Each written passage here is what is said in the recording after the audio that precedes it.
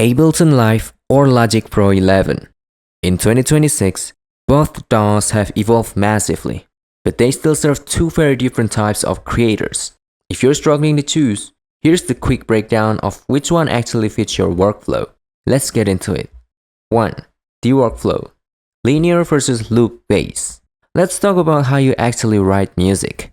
Logic Pro 11 is perfect for traditional linear songwriting. It feels like a high-end recording studio, while Ableton Live is built around session view.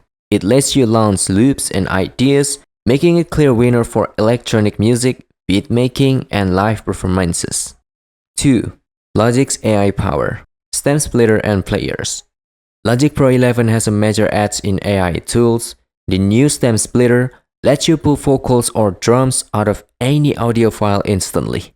Plus, their AI session players, like the new keyboardist and bassist, act like a backing band that follows your chords. If you're a solo songwriter, Logic gives you a full band in a box.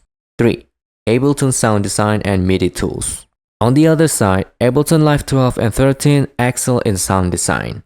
Their MIDI transformation tools allows you to generate complex melodies and rhythm in one click. Its browser is also much faster for tagging and finding your own samples. If you love creating unique sounds from scratch, Ableton is your playground. 4. The price and platform. Here's the deal breaker. Logic Pro 11 is only $199 and only works on Mac. It's the best value in the industry if you're already in the Apple ecosystem.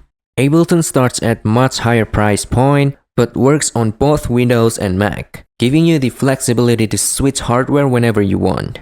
So, which is for you? In short, choose Logic Pro if you want AI-assisted songwriting and a massive library of instruments for a low price. You can choose Ableton if you want to perform live, design unique sounds, and work with a loop-based creative flow. And that's pretty much it. I hope this helped you out, and I'll see you in the next one.